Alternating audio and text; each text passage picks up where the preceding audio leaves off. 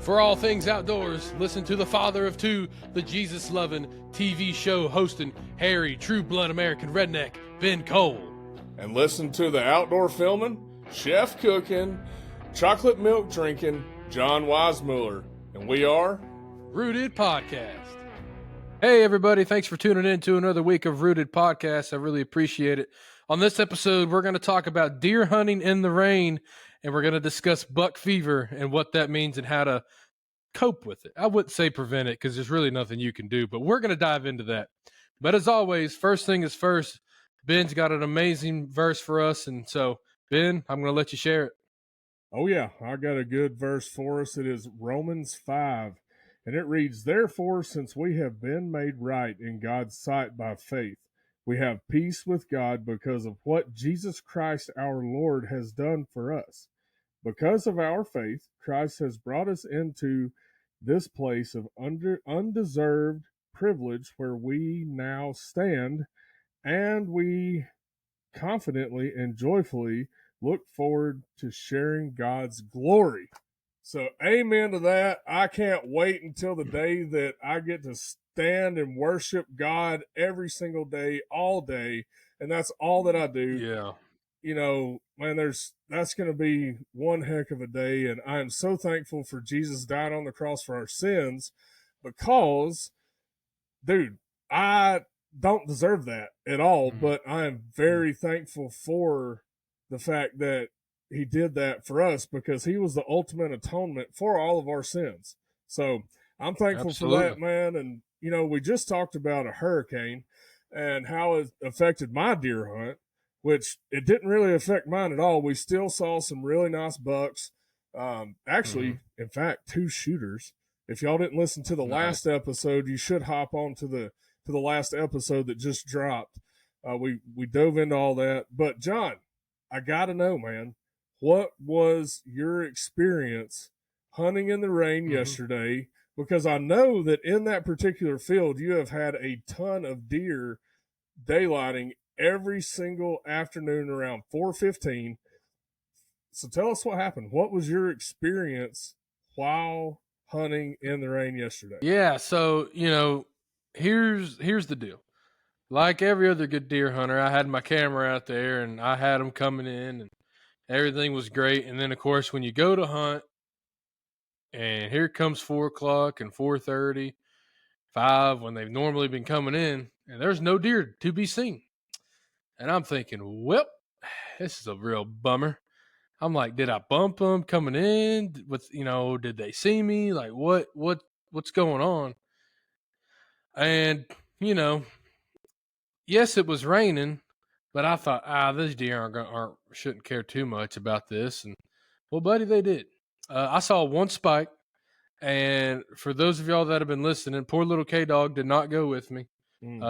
So we had to push that back. So we will do that at a different date. But you know, the experience was went out there and I saw one spike. That's kind of and I didn't see him till 6:30, and legal shooting light ended at 6:55. So and it rained and rained and rained and heavy poured, and then rained a little, and then it eventually stopped around probably 6, and then 30 minutes after the rain stopped, a deer came out. So, which is pretty typical. And this is my experience in hunting in the rain is if it's a pretty heavy downpour, they really don't move. Especially like out in the open fields or really open woods, they just kind of hunker down in the thick stuff in their bedding areas. And now then, once it becomes a light rain, or ideally it just stops, and then, buddy, it's like a light switch that I've seen. Once a rain stops, it's pretty awesome hunting.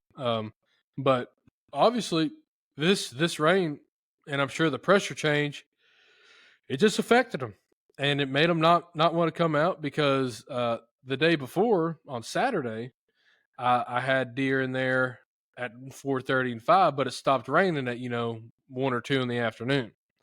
Where on Sunday it didn't stop raining until whatever I said, like 6 or something. So I just really think that rain put a damper, but that's okay. That's all right. they were back in there today because again it stopped raining at like noon today. So, um, you know, I'll catch up to them. I'll be on. Oh yeah, I'll yeah. be all right. You're gonna catch up to them, man. That was just the second day of the season, and That's you right. know you've got this new property that has got a ton of deer on it. I know it does, and there's Oh liable yeah. to be a giant buck show up at some point or another from now until the end of November because our rut. Well, I say our rut.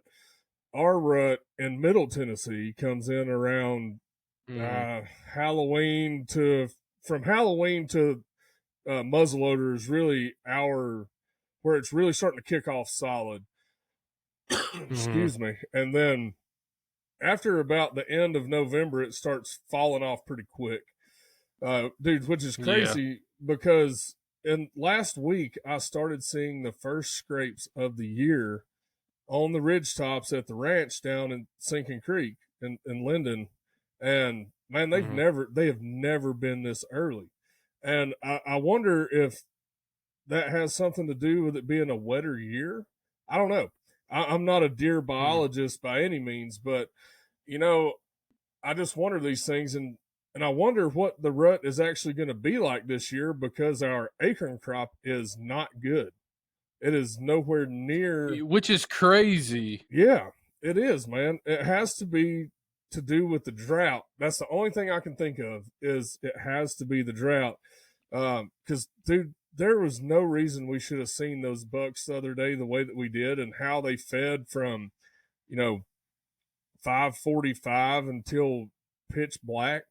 They should not have been out there that long. Mm-mm. So that tells me that all those oak trees on the mountain are not good. They are not producing what they should. Now we have a few acorns here and there, but it's not like it should be. And I was wondering if that is the same thing that you're seeing over there in East Tennessee. No, man, it's the complete opposite. Really, I've got a abundance of acorns, man. They're all Mm, over the place. abundance, huh? Um, Wow. which is what I was saying. That's crazy because I mean I've got a ton of acorns. I mean it's no more than normal, but like it's a normal good amount, you know. Mm-hmm. Yeah. Um, which to me, you know, man, if you got a good rain suit, really rain jacket, rain pants, Mm-hmm. good pair of boots, and obviously you got to keep your equipment, you know, from getting damaged depending on what you have. You know, obviously when we're running cameras, we got to have some sort of bag over that, and Mm-hmm. Yeah. anyway, but you know, man, if you can, I like to hunt the rain uh, in the woods if I'm being really serious about it, and if I know like, hey, there's a chance of a good deer in here. You know, if it's like yesterday when it's the first hunt of the year and I'm just gonna swack a doe, and I know I've got deer coming in this food plot and they're gonna be 30 yards from my blind, and Right. I really thought I was gonna shoot one. You know, I was like, I'll just sit in here and you know stay out of the weather because it's the I mean it's I'll be honest, it's the easier thing to do, right? It's like Yeah. I'll just sit in this blind and get out of the weather, where in reality had I went down and sat in my tree stand in the Mm-hmm. woods, I'd have probably shot one because they were eating those acorns, and they were eating those not because they were picking that over the food plot, even though that Yeah. does happen. they were they just didn't want to be out in the open because of the rain. And they like, I'm only gonna walk on this ridge really quick to grab me some acorns because I ain't Mm-hmm. going to that field, man. I don't want to do it. Yeah. So that's what I should have done. Mm-hmm. But you know, oh well, I didn't. So here we are. Well, I'll give all you guys some advice on filming in the rain. It really depends on the severity of the rain. However, they do make a rain cover for pretty much every camera model out there. So, Yep, sure do. but a lot of these Sony cameras can actually handle the rain pretty well. We've had them in some pretty nasty situations in Arkansas. Now, I don't know that we would put the FX6 in the rain, just because that thing it's like a rocket ship, man. There's so many buttons Yeah, on it. It's unbelievable. I don't even know how to turn that dang thing on. So I'll stick to my smaller mirrorless cameras, the yeah. S series and the FX3. But when we're using the FX6, usually we go and hop in a shooting house just to try to, negate some of that water getting onto that camera as much as possible. But another thing you need to look at is after you hunt in the rain, you need to check your equipment, your bow, and all of that, because I forgot and left my bow sitting in my back seat. Go figure, it has rust on it now because I didn't wipe it down like I should have. Look at there. Did it again, boys. Did it again. Yeah, you'll have Yeah. that on them bigger jobs. Oh, you will. You absolutely will. But man, I don't know, man. I like hunting in the rain. I'm kind of weird though. I like duck hunting in the rain too. But I think I agree with you on the acorns and hunting in the woods when it is raining, because they're not going to travel as far from their bedding area if they don't have to during that rain. Right. So, especially heavy rain. Yeah, heavy rain for sure. So maybe I need to move a shooting house up on top of the mountain in those acorn flats. So yeah, heck yeah. Yeah, man. So that way I don't have to worry about being out in the rain and actually just have a dang good time sitting in a shooting house watching a beautiful flat and everything unfold in front of me. Exactly. That's not a bad idea at all, man. I mean, because look, I'm all about, weathering the storm. I've done it. I've killed deer in the rain. Look, okay. I mean, I know we've all done it and just been drenched and soaking wet, and you feel like your bones are soaking wet. We've all been there. Look, okay, you're not cooler than me because you sit in the rain and I sit in a shooting house or a blind. Okay. If I can get out of the weather and still shoot a deer, I pick that option. Every time. If you think you're macho because you like to get wet and play in the rain, well, that's awesome for you. But if I can get out of it, I'm going to. Sorry about it. Oh yeah. I've done played that game enough times to realize it's not a man or a pride thing. It's just a being smart thing. Yeah. Let's get out of the wind and the rain if we can. Thanks. Yeah. That's kind of my deal. Now, I'll say this, and I'm kind of pivoting away from deer hunting, but turkey hunting in the rain, buddy, that's some of the best hunting you'll ever do because they get pushed to the fields. And that's because it messes with their senses, really their eyesight. And as turkey hunters know, the eyes are the biggest thing on a turkey. So when they're in the woods and they can't see as well, they get out to a field. That way they can see better, AKA you sit in the field and blow them down whenever it's raining. I mean, dude, it come a thunderstorm, torrential downpour this past spring. And it was really cool because it thundered and then the turkey gobbled behind us. It was super awesome. And this was my sister-in-law's first turkey hunt ever, by the way. And so she's got her little 410. Oh yeah, I'm sure I told the story, but I love it. But the bottom line is it was pouring rain. The turkey came out. Boom, got it. Awesome, right? Yeah. Whereas the deer, it's just a different story. They're just a different critter. So,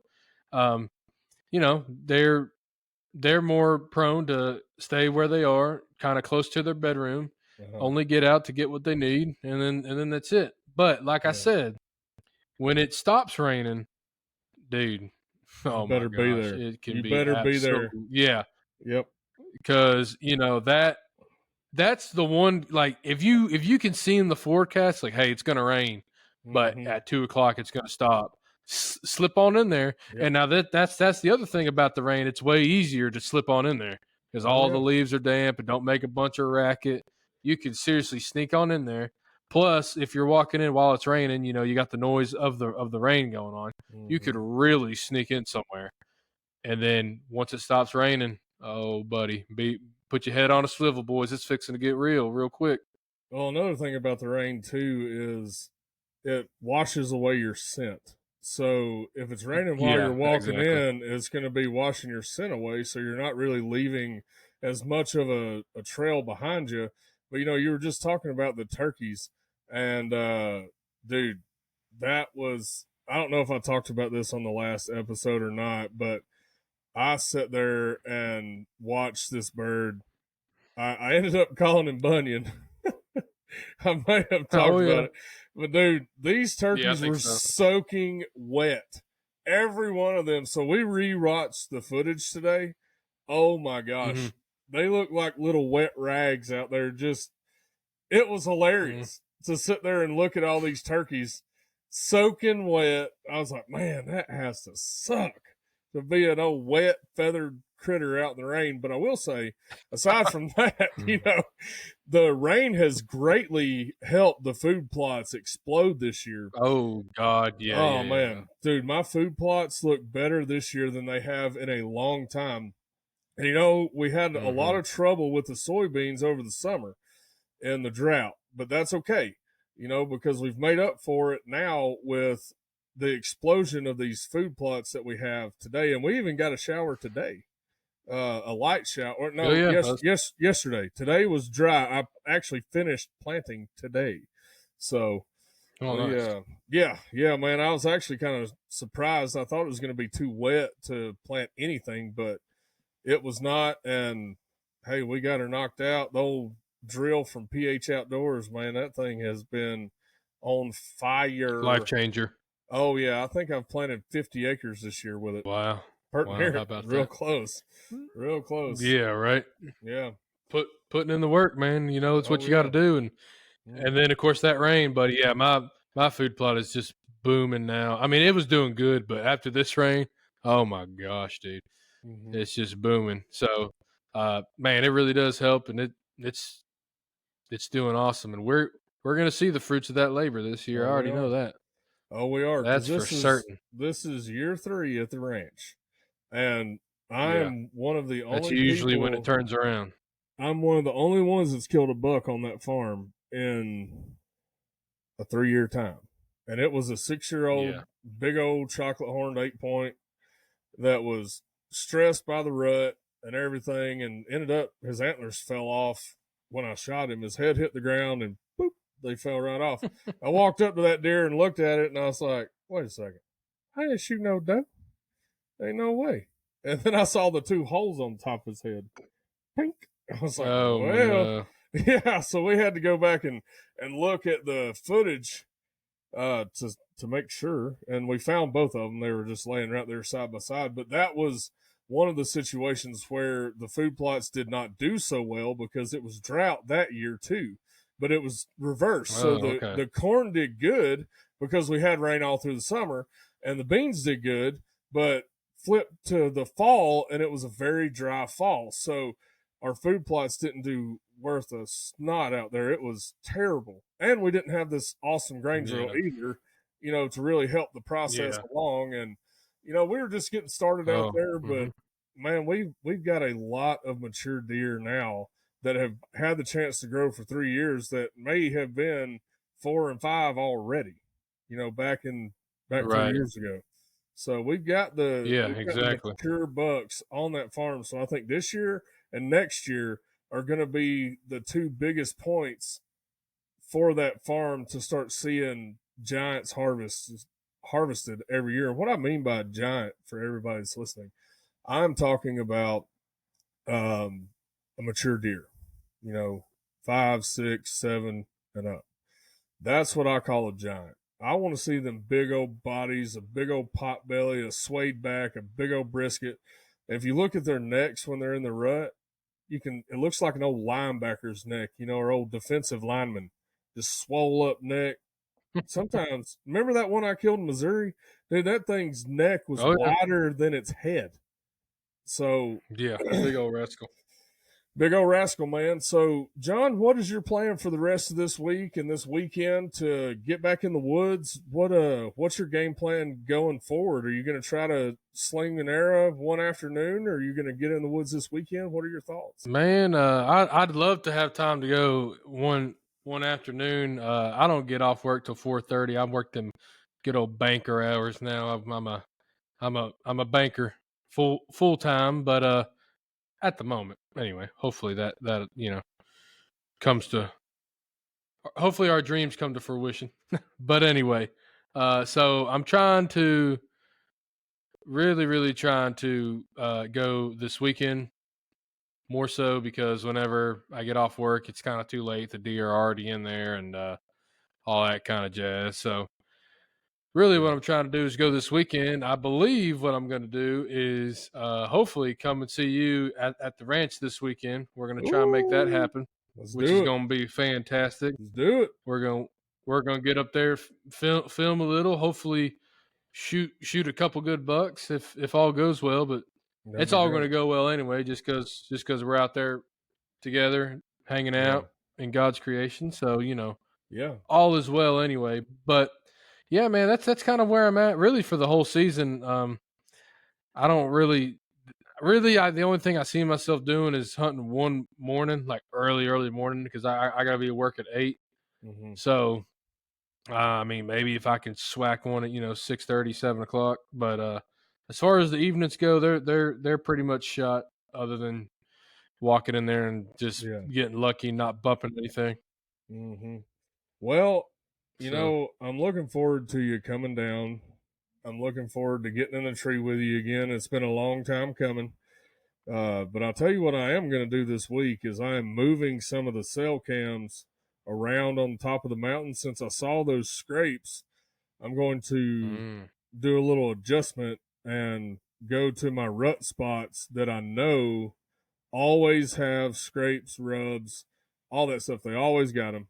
So we're going to go in, get those cameras set up, the Wise Eyes, and start gathering intel to see what deer we have coming at what time of day. Try to have a good hunt this weekend. Maybe we can swank a couple bucks on film and get them. yeah.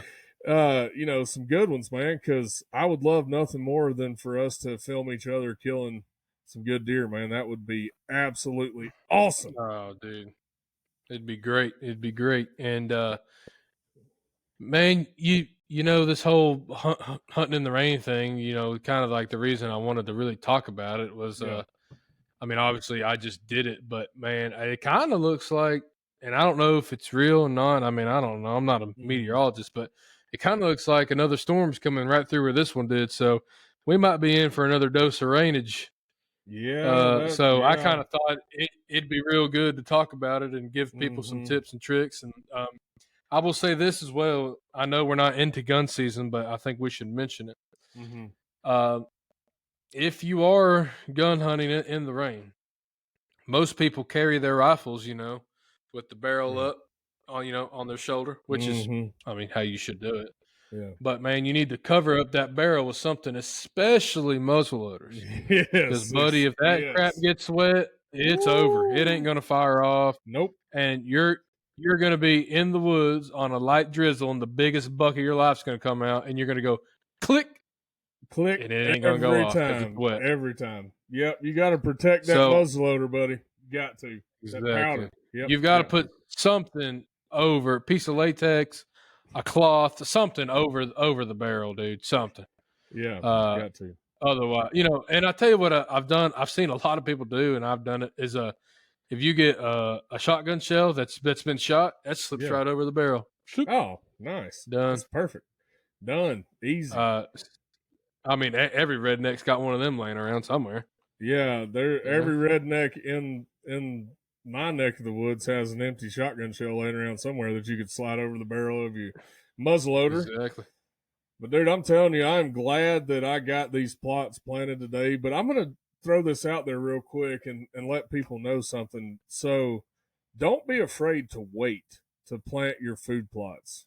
Wait on the rain, because if you go in August and there's no rain for over a month, they're going to burn up. They're going to, or they're not going to sprout right. They're not going to germinate correctly, especially if it has been dry all summer long. So, that's one thing that I would suggest is wait on a rain to come in before you plant. And that's what we did, at the ranch here.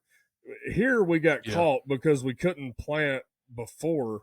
We had to wait until after the rain to drop that seed in the ground. But man, we're almost in October now, but our food plots look better than they ever have because I waited until the rain was coming. Yeah.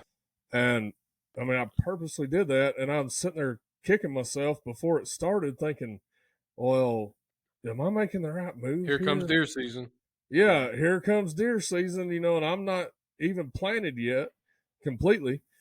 But hey, it has been very, very beneficial to wait and get all that stuff in right around this storm that's coming in. And now you see, like you just mentioned, we have another hurricane on the way. So it's probably more rain for us. And I pray that nobody's hurt. I pray for all of our folks down in Mm-hmm. Florida and South Georgia, your brother, Chandler Rowe. Pray for all them boys down Yeah. there, everybody. I don't want anybody to Yeah. get North hurt. Carolina. Yeah, everybody, man, that's been affected by this. All the floods in East Tennessee. Um, we really, really hope and pray that everybody's okay and continues to be through this next storm. You know, so, but hey, I'll take the rain, even though it'll shut me down for a few days, or I'll just go crawl in the sheep house for a couple days. I'll take it, Yeah. man. I'll take it. So the point is we planted them, we got all the rain, and now we got another mess of rain coming through. So we're going to be looking fantastic rolling through October, Mm-hmm. which, I find this crazy. Some folks say it's the October lull. I know that's a thing, but I also know Mm-hmm. that on our farm, I have pictures of bucks that are running scrape lines from October 8th to October 17th every year, the same time, the same trails, daylighting. They're Yeah. not nocturnal. It's the same time. And then, Mm-hmm. you move on into Halloween. Now we're starting to ramp up that old rut, the old tongue hanging out, flipping around. And that last year, that's when I killed that big buck, was the first day of muzzleloader after you talked me into doing it.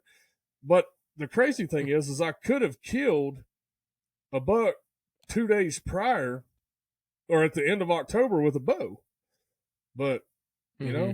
it just didn't work out like that because they never would align with the windows correctly for me to shoot them. And I was being lazy and thought, well, I'll just wait till next weekend when the old muzzleloader season comes in and we'll just take that route. But, can't be lazy. You There you go. got to get in that tree stander in that saddle and make it rip. Yeah, and it is.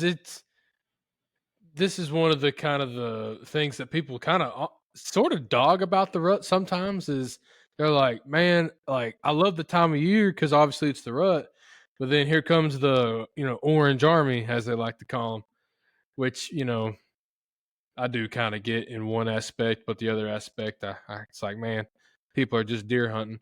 But anyway, it is a topic of discussion that people do, kind of it just comes up every single year, and I think it's a interesting topic to kind of ponder on as a deer hunter. Like I don't know how some people just think it's a god awful thing that if you don't bow hunt, then oh no, you're only a gun hunter. It's like, I mean, I'm not. I do bow hunt, but like I do think it's super awesome to like. I shot the biggest buck of my life last year with a 30-06. I was so excited. I mean, I've never been more excited. It is so awesome. Like Yeah. I didn't feel like I was less of a hunter because I shot it with a rifle at 100 and whatever yards. Like, Oh, no, dude, it's still no. freaking awesome. Now Yeah, it's listen, awesome. shooting a buck, or I mean, I've never shot a buck with a bow with well, not with a vertical bow. I shot this one right here with a crossbow. That's a whole nother story. But anyway, I've shot plenty of does with a bow, and you know, I mean, it's a whole different experience. It's so awesome, and I love it. And I Yeah. filmed deer being shot with a bow, and it's super cool. But Yeah. guess what? I filmed deer being shot with a rifle, and it's just as cool. I love Oh it. yeah, dude. It's super. Yeah. I mean, it's look, dude. If it's a great hunt, it's just a great hunt. What you get it with is to me, it's just whatever. Don't bother me none. Well, the point here is we are eating these critters. That's why we hunt. Cool. We don't Yeah. hunt for the sport, if you will. We're not trying to be like, oh, yeah, I killed a 295-inch deer. Okay, cool story. Well, I killed a 120-inch deer that was 6 years old. And guess what? Me and my Mhm. family ate off that thing all winter long. So that is why Yeah. we're out there doing it. Just like you said, I love bow hunting just like the next guy. But I promise you one thing. The day that gun season opens, November the 18th, I will I'm there. have the rifle done, All day over long. with, Yep. every day. Because I'm telling you right now, the other day, brother, if it would have been November 18th, I would have already punched a tag. Right then and there, Yeah, I would have punched a tag. Easy. So, Yep. yep. So And I get it. anyway. You know, that's what makes bow hunting super cool and its own Yeah. challenge. And that's amazing. Yeah. And that's awesome. Yeah. Yeah. And I love it. I really Me do. I too. think it's incredible. I love going out with my Mhm. bow. Yeah. But I don't think it's any less to go out with my OT6, and that's why I'll always go out with it. And by the way, that's what's super cool about muzzleloader. And you keep mentioning how I bugged you about it is because I was like, dude, your gun season gets extended for 2 weeks. It's so That's cool. true. Yeah, that is true. You And bugged me. Listen, you bugged me about the podcast, and I did it. You bugged me about the muzzleloader, and I did it and killed a buck on opening days. So I have to give you a whole lot of credit here because you're responsible for two of my favorite things now: this podcast with you and hunting with a muzzleloader. So thank you. Pretty awesome. Thank you for being that guy and being persistent. Like, hey, you big old bearded rascal, listen to what I'm telling you. Yeah, you're doing this, darn it. You're gonna like it. I know you're gonna like it. Yeah, and then no as soon as you shoot one with it, you're like, dude, this is awesome. Yeah. Hooked. Now, I want to talk about this a little bit too. Yeah. So, you know, we talked about the rain. We're talking about muzzleloaders and big bucks and bows and all this stuff. Buck fever, man. This just crossed my mind today. I ain't even really talked to Ben about this, that we were going to talk about it. So that's what's going to make this one fun. Is okay. Everybody knows what buck fever is, but if you don't, really quick, it's when you get super jazzed up about a big buck coming at you. Okay. So I kind of feel like you do all this practice and all, you know, you make sure your bow's sighted in, your gun's sighted in, your groups are good, yada yada yada. Man, what can you do, or how can you control that buck fever whenever you're watching those deer, like I know you were, and you're just hoping like, dude, is this joker going to come in here? It's almost kind of torture to have to watch it for 30, 20, 45 minutes, whatever it is first, because you're just jazzed up, man. Your heart's beating, you're shaking like a leaf, especially with the bow, because you're like, dude, I got to keep this thing steady, otherwise I'm going to flat out miss this joker. So, I mean, I guess what I'm wondering is, how do you deal with it, or how have you dealt with it in the past? Any tips and tricks to kind of keep on the straight and narrow there? Yeah, man. So when it comes to buck fever, you know how I get. You know my reactions. I get explosive excited.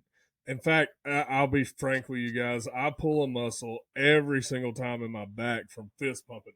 Yeah, he's down. In fact, I was watching a video the other day, John, of us in Georgia, and I was like, he's down, John. I smoked him. I got him, John. And then all of a sudden, I remember the pain in my back underneath my shoulder. I was like, dude, that is what happens to me after the shot. So here's what I do. And, I've learned this over the years, is to start breathing. Start taking a deep breath and just... Which sounds silly, but it's the truth. It does sound silly, but it is the truth. When that big buck's coming across the field, you cannot look at his antlers. Don't do it. You already know he's a shooter buck. You already know that. So don't worry about anything else, but just start visualizing your shot and go into what I call kill mode, which is when I just zone out and take my deep breaths and start preparing myself to draw that bow back and do all the steps. And you saw that with me in Oklahoma and Georgia and everywhere else we've been. I don't get super jazzed until after the shot. And then I'm just like Yeah. flooded with emotions. But it hasn't always been that way, John. It has not always been Yeah, that way. So, exactly. yeah, for the longest now, anytime a buck came out or a deer, period, dude, I would quiver. Like, Yeah. I can tell you right now, I'm looking at a deer right now. One of the biggest 8 points I've ever killed, except for the one this year with my bow. Killed him in Alabama. Never forget it.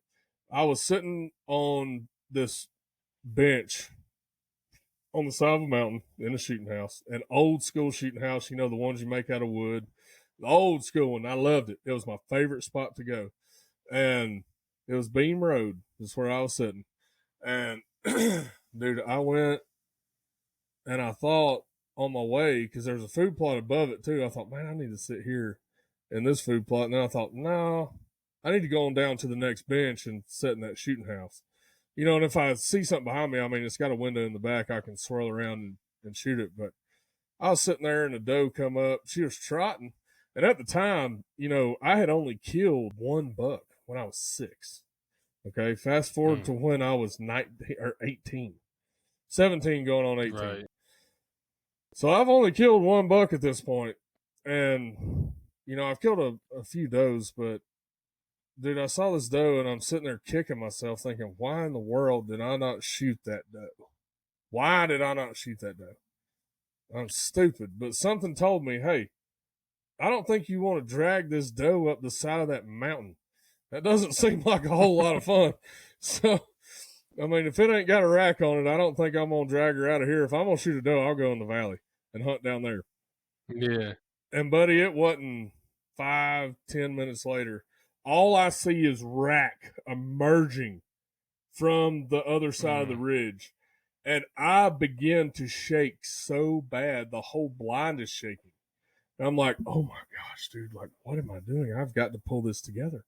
And I was using my buddy's rifle. I didn't even know if it sighted in or not. And I'm really shocked that it was, to be 100% honest with you. And the only thing that I remember after that is seeing the deer stop in between two trees. So I couldn't see his head and antlers. All I could see was his ears to like where his hind legs start. And I was like, okay, this is my shot. This is all I got. So I threw that old 243 out the window, sank it in there, got steady, and hi-yo! And it was, well, I didn't know if I hit him or not because, it wasn't like one of those where he kicks and flips over, none of that stuff. So I thought, well, just jolted. This may not be good, but I was still super excited. So, dude, I tried to stand up and my legs were just, I had to sit back down. Oh, God, yeah. Dude, I had to sit back down and collect myself. I was like, dude, what are you doing? Like, you got to get a hold of yourself here, big boy. You about to climb down a ladder. So you got to curb these emotions a little bit. So, dude, I ended up having to go down the ladder, bear hugging the ladder because my legs were shaking so bad. I got down to the ground. I've been there. And I just laid down, sprawled out in the leaves, in the mud. I was like, I can't do this. Like, I cannot walk down this hill to see if I actually got that buck or not. And turns out, I got down there to where I shot him, no blood. And of course, immediately my heart just sank, dude. Just like, oh man. Yeah. It's that's an awful feeling. Dude, the biggest buck I've ever seen in my life, ever shot at in my life. And now there's no blood. Fan-freaking-tastic. Well, I remember thinking, well, why don't you just go look over the ridge where you saw him go off the ridge? Probably a great idea. And got over there, wasn't 10 yards over the crest of that ridge, dead as a hammer. Brother, I let out the loudest rebel yell you have ever. I'm pretty sure every county that surrounded that farm could hear it. I mean, I was jacked up to the bone, man. It was awesome. Absolutely awesome experience. So, that's kind of how I've learned how to deal with the buck fever over the years. Now, buddy, I still get excited now. I still get sideways. Don't you worry about that. Even with a doe, man. Even with a doe. But I want to know how you control your buck fever, and I want to hear one of your stories from back in the day, and then how you learned how to curb it to now. Oh man, look, I'll be real honest. There's sometimes I suck at it. I suck at keeping it together. There's just some deer, dude. He just gets you, jazzed up.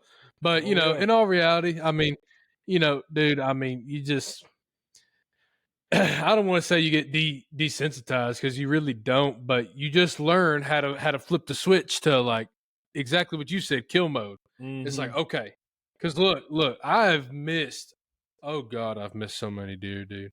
Oh, yeah. And part of that was because I didn't know anything about sighting in a rifle. I was always taught, just put it on a bore sighter and you're good to go. And that couldn't be further from the truth. So dude, I'm like 15, 16. I know nothing, dude. You know how it is. You know nothing but think you know everything. Mm-hmm. And dude, so I missed 2 deer that I know for sure that I can, like, remember, and two bucks rather. Looking back, they're probably 2.5-year-old, 120 inches, but dude, at the time they were 200,000-inch deer to me. It still are. They're big old deer.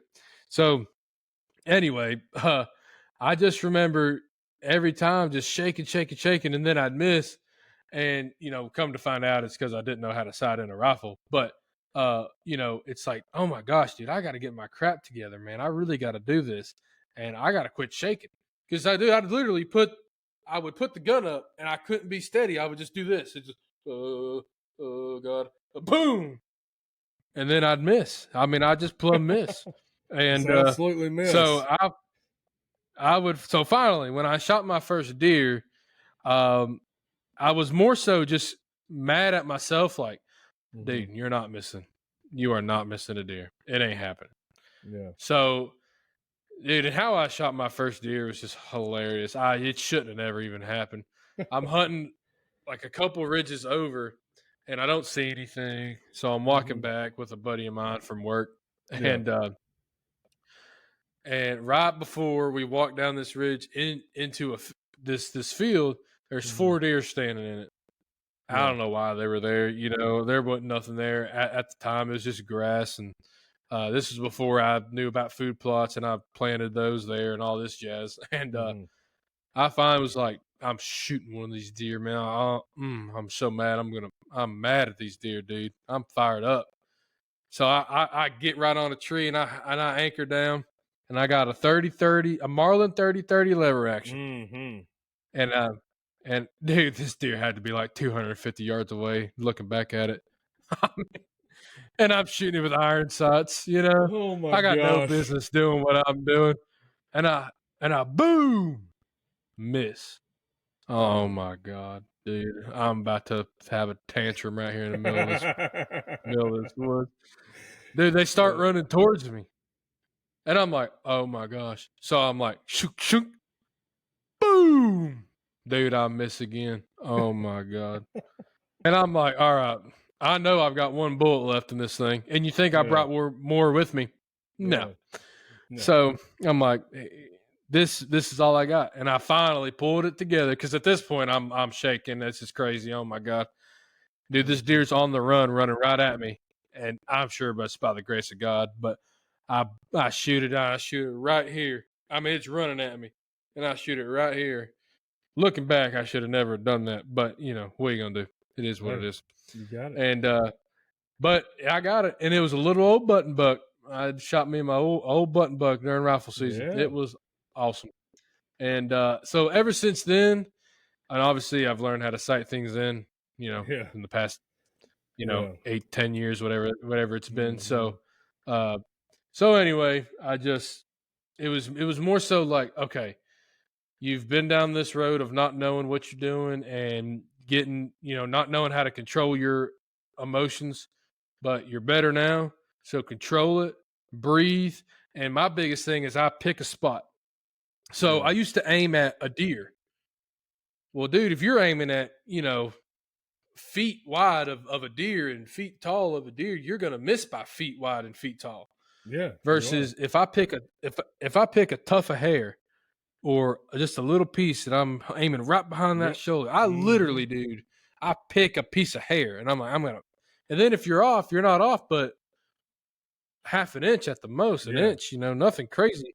Especially if I'm bow hunting, I got a little help because I got a 2-inch expandable broadhead, which kind of saves me That every is once in a true. while when I'm off Yeah. by an inch. But anyway, my point is I aim small, miss small, Yep. and I just breathe and I just tell myself, dude, you got to find that mode of like, dude, this joker's going down. But in the same respect, I have to tell myself that because I'm not automatically like that. When a deer walks out, I'm not like, you're dying. I'm like, oh my God, oh my God, oh holy crap, that's a big deer. All right, don't try not to look at its antlers. Oh gosh, okay, it's just a deer. It's just a deer. Here we go, here we go. And then I pull back or I put the gun up and breathe and boosh. And then it's party time after that, buddy. Oh, yeah. Buddy. It's time to put on Party the disco time. ball and get the lights going and Oh, have yeah. a good time. Oh, dude, I'm still. You get that music cranking.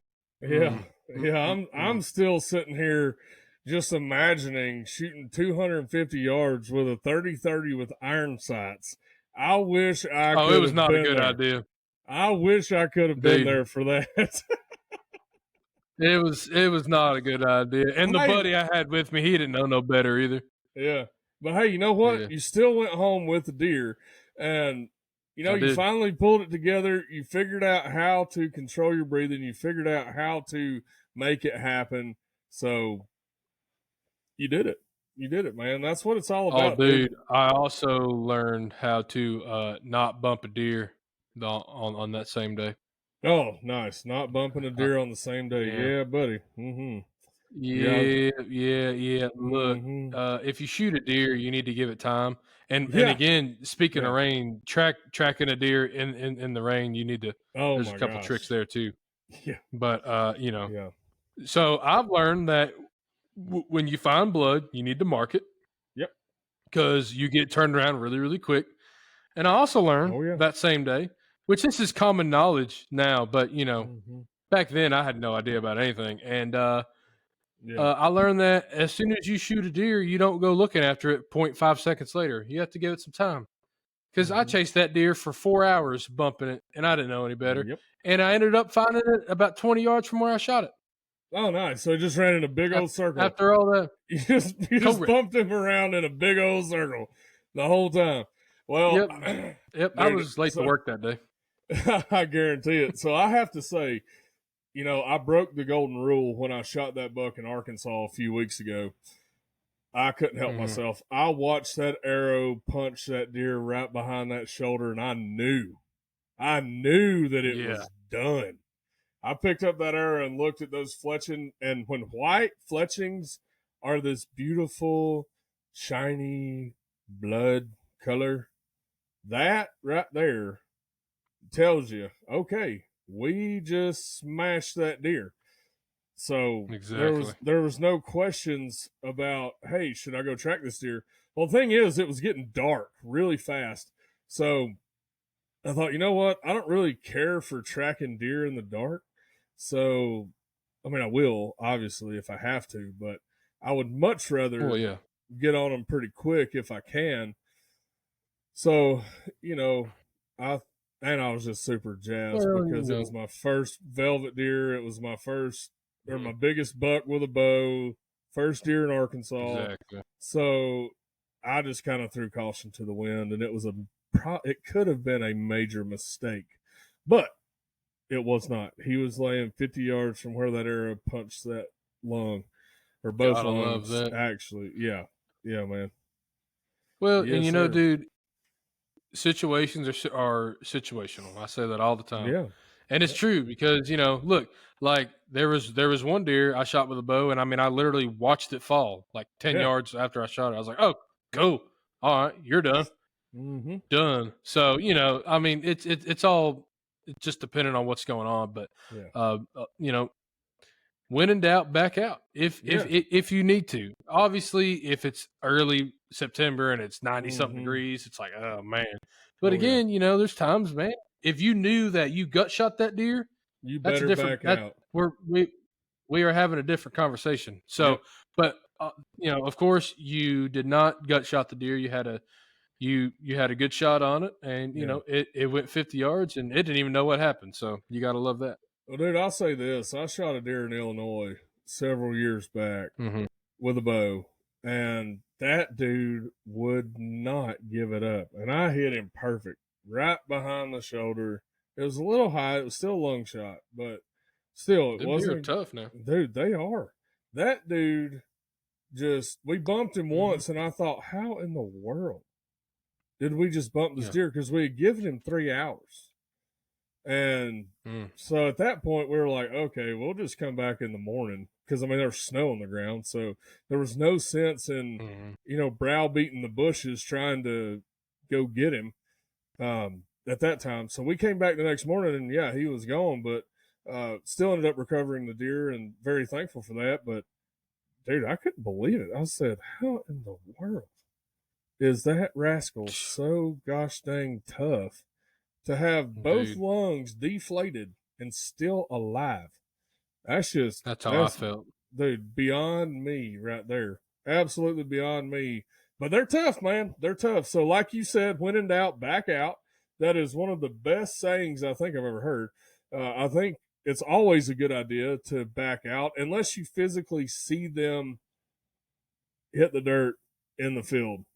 I mean, you kind of know at that point. They're not, Yeah. I mean, they're laying there motionless, Exactly. it's pretty much done. So, but if you got to track one, let them rest. Give them at least an hour. At least an hour. And then you can go get them. You know, I can't tell you how many times I've had breakfast, and while I'm sitting there, just because I'm waiting just to give a deer some time. I'm like, I shot a deer early, and I'm like, cool. I'll go get me a biscuit, and then I'll come back. This is awesome. Yeah, you know me, John. I'm gonna be digging them little Debbies out of my backpack. The Star Crunches and the zebra cakes. They're coming out the pack, boys. I'm gonna be sitting there eating them in that deer stand. Heck yeah, dude. I gotta tell you something. My wife, my amazing wife. Yeah, she made these. Dude. So it's kind of like a egg bite, but it's not. This is gonna sound weird. There's egg in it, but it's not super eggy. Yeah. Which I know that sounds weird, but I don't know if that makes sense or not. But it's got sausage and cheese and seasonings. Dude, she made them in this muffin pan, so they're little muffins. Mm-hmm. It tastes like an egg bite and a sausage ball came together. Oh really? My gosh, they are delicious. And she made these like pancake, like so it's the same. Literally just made pancake batter, but made them in little muffins. Yeah. So Really? my point being is I told her, I'm like, I need a package of these come hunting season whenever I'm hanging out. Yeah. And then we can be in the blind eating a hot breakfast, little muffins. Mm-hmm. Well, you need to And then top it off with a little Debbie. Well, hey, you need to just go on ahead and tell that wife of yours, hey, we need those for this upcoming weekend when we're in the stand together for all this time, because we are going to be hitting it just about right. And I'll tell you, 2 weeks from now, or actually not this Sunday, but the following, on the HuntWise app in the HuntCast, dude, it is showing perfection, perfect barometric pressure, perfect wind, perfect everything, temp, the whole works. It's perfect. Nice. It's like 99% of deer movement is going to happen that day. It's the peak of the month. That's what they say anyway. So we're going to get out there. I ain't gonna lie to you, I'm probably going to hunt every single day from now until I fill my 2 Tennessee tags. And then I'm going to Texas. I'm going to roll over to Texas and I'm going to start laying some deer down. Because look, here's the thing. All the deer that we don't have room to eat, we donate to people who need stuff to eat. It's called Hunters for the Hungry. And, we also donate to churches and things of that nature too, because, they have food banks and it's really a great thing, man. Which is amazing, really. Yeah, it is. So if you're out there hunting and you have a full freezer, but you still have a couple tags left, go on in, donate some meat, even dude, go the extra mile and just have it processed for them. You know, have it processed, and then just take it to the nearest food bank or church, whoever accepts that kind of stuff, and drop it off and feed somebody. Because if you can't eat it, then why not share it? You know what I mean? I mean, you know, Oh yeah, because absolutely, man. That's what it's all about, dude. You need to yeah, it share is. what what you get, and Yeah, that's one of my favorite things to do. Is and you know, we did that on the velvet hunt. You know, it was really yeah, important to me to share, you know, my harvest with our good friends.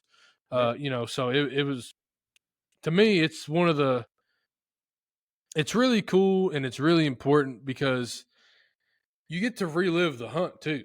yeah, Because you you know, do. everybody asks like, man, what's this do? You're like, dude, I swacked this doe with a bow at 27 yards. Yep. She came out and ate, you know, like you get to relive it and tell the Mm-hmm. story. And you know, everyone's so worried about where their food comes from. It's like, dude, Yeah, I could tell you a story of how I got mine.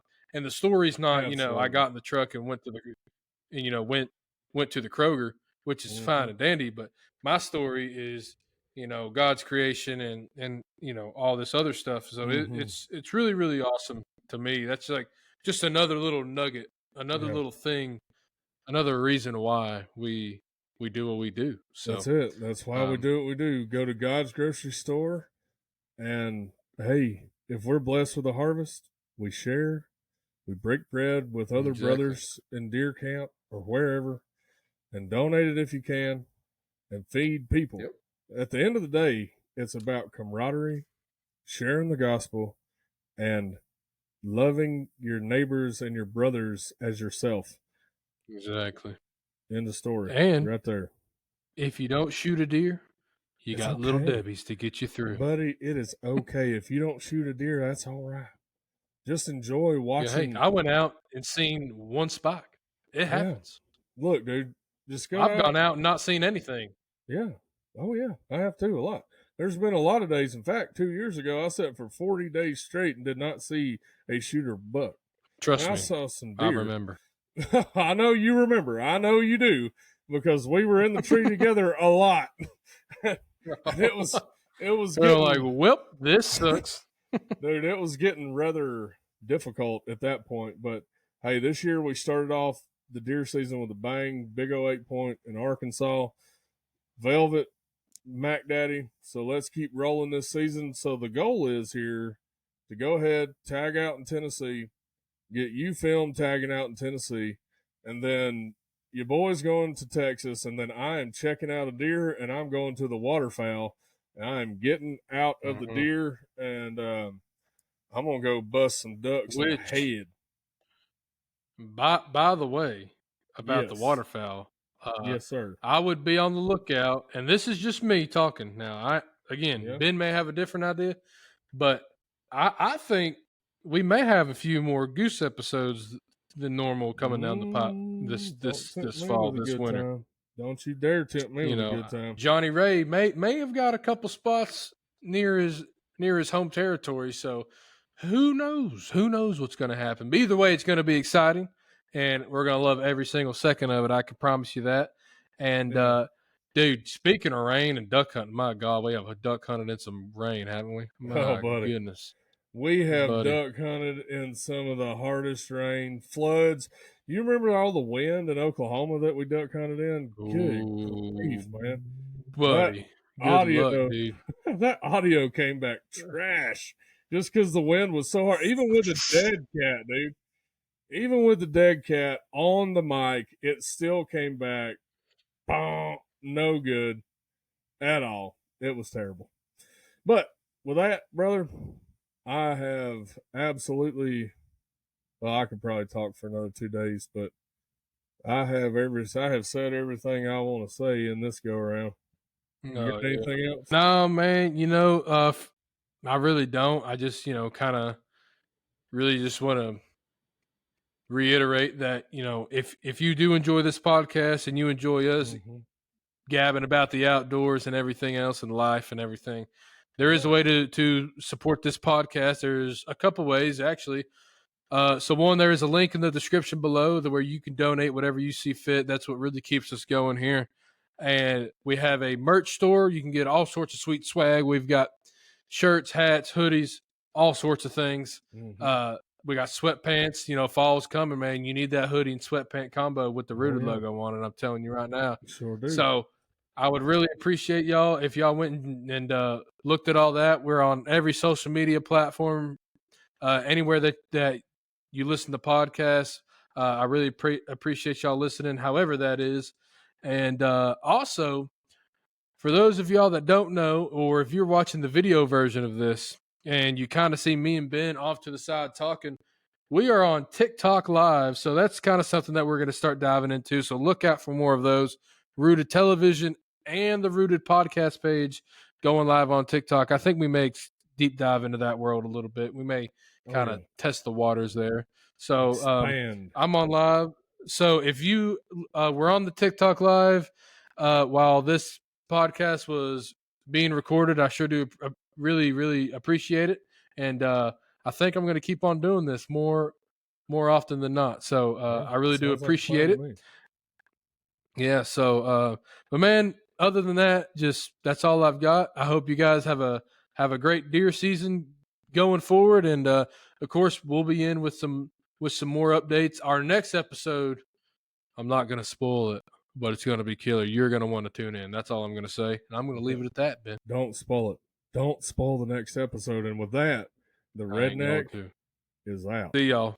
For all things Rooted Podcast and Rooted Television, and I mean hats, shirts, hoodies, and other merch, check out our friends at CH Lone Star Pro and the link that is in our description.